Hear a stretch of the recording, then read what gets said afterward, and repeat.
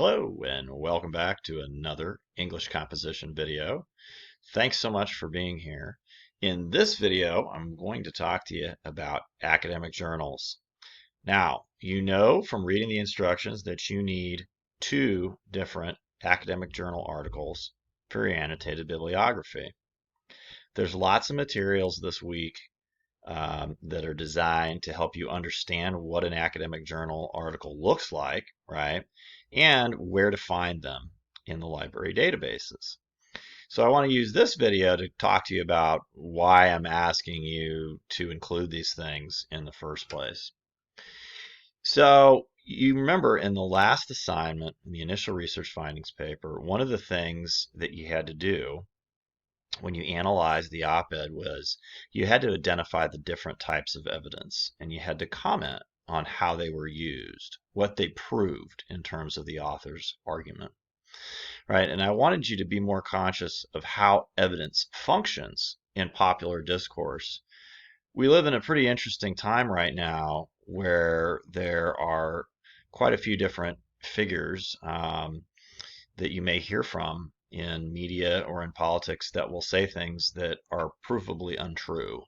And so when people make claims to you, I would suggest that your response be prove it, right? And this is what I like about academic journal articles because they do offer proof to some degree in the form of data, right? The op-eds that you looked at, they have all different kinds of proof. Sometimes they use personal examples. Sometimes they use statistics too.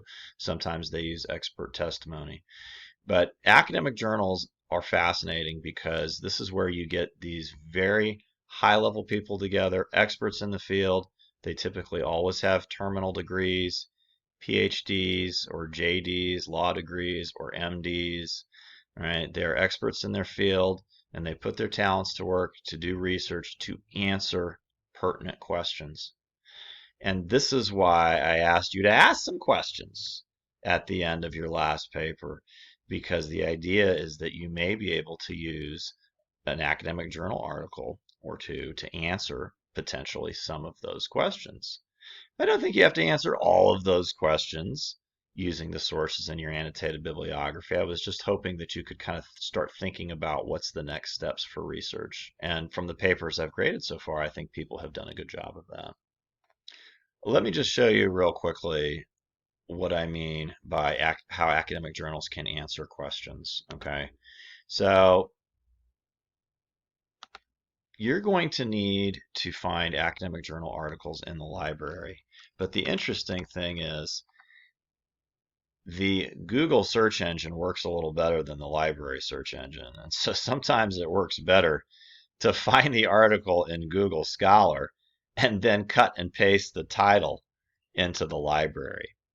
Because the thing about Google Scholar is only some of those articles are free. A lot of times you'll find a great academic journal article, you'll see the title and you'll say, oh my God, that's just right. That's related to my subtopic. That's the question I want to answer. And then you click it and it says, oh, you have to pay $40, right? But you're not going to do that. The library has subscriptions to all of those journals. So we're just going to use this as a way to find a title. And I'm going to demonstrate how these can really answer some questions for you. So I believe somebody who is on the social media group was interested in what role social media may play in creating depressive symptoms in its users, right? So if I type this in Google Scholar, I can see all the different work that these different experts are doing to try to figure out what kind of social media use causes depression. Is it how much we use? Is it the type of app we use? Is it the amount of the amount of time we spend on it?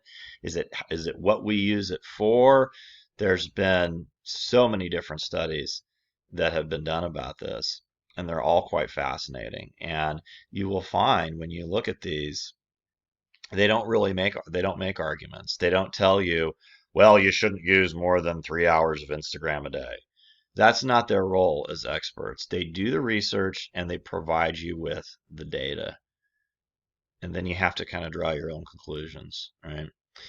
So that's why these are important tools for you to have to understand the discourse surrounding your topic and to try to answer some of those important questions you chose with actual hard data, right? Instead of just claims in an op-ed, we're looking for actual data in these academic journal articles, data that's reliable, right? Because it's gone through rigorous processes. Anyway, I hope I've sold you on why these articles are an important part of the discussion surrounding your topic.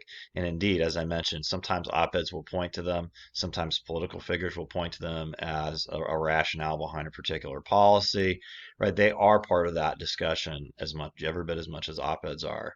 That's why you're required to have both popular sources in your annotated bibliography and scholarly sources like these academic journals.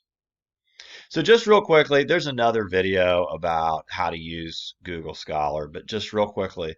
So look at this one. This is about young adults in particular. So let's click on it, and you read this and you think, oh, this sounds great. And then you see the abstract, and it kind of gives you some basic stuff here, but this is not the whole article. You can't create your annotation for your annotated bibliography just with this. You need the whole article, right? And when you try to read the full text, it tells you, oh, we want you to pay $16 or $24. And obviously, I don't want you to do that. So here's what you do. It's an easy little cheat. It's not even really a cheat because the library pays for the subscription to this. So here's what you do. Just highlight the title, copy it, go over to the GCC library. We'll talk more about OneSearch another day, but I'm just going to tell it, hey, look for this title for me. All right? I'm not going to tick anything. I'm just going to say, look for this title. I'm going to paste it in there. That's the title from Google Scholar. Hit search. There's my article. Now I can read it for free, right? And it's interesting that, I would demonstrate it, but the search engine in the library just doesn't work as good. There are some other videos designed to show you how to use keywords and Boolean operators to try to make the most of this search engine. Again, there's lots of different ways to accomplish this assignment, so I show you different tools. But again, when you click on this one, after a few seconds here, now it's going to show us the full article. There's the abstract, which is basically just a summary of it. To read the full article, I click here where it says PDF full text. There's the article. All right. It's 9 pages long, 10 pages long. That's pretty short for one of these. Sometimes they're 15 or 20. But as you can see, there's some really interesting tables in here, lots of different data in the discussion. They help you sort of understand some of the data, what it might mean. Again, they never make arguments. They never tell you what to do. They just suggest what some of the data might mean.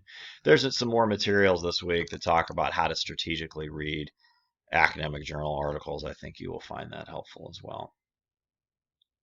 That's about all I got. I hope that you are interested in using these articles to help you answer these questions you've developed about your subtopic or to explore other parts of the subtopic you weren't even aware of, right? Again, these academic journals, they're a form of scholarly source. You'll see lots of readings about that, and you need 2 academic journal articles for your annotated bibliography. Let me know if you have questions. If you have one and you're not sure if it's an academic journal article, even after looking at the materials this week, let me know, and I'll be happy to take a look at it for you. That's all I have for now, and I'll see you in the next video.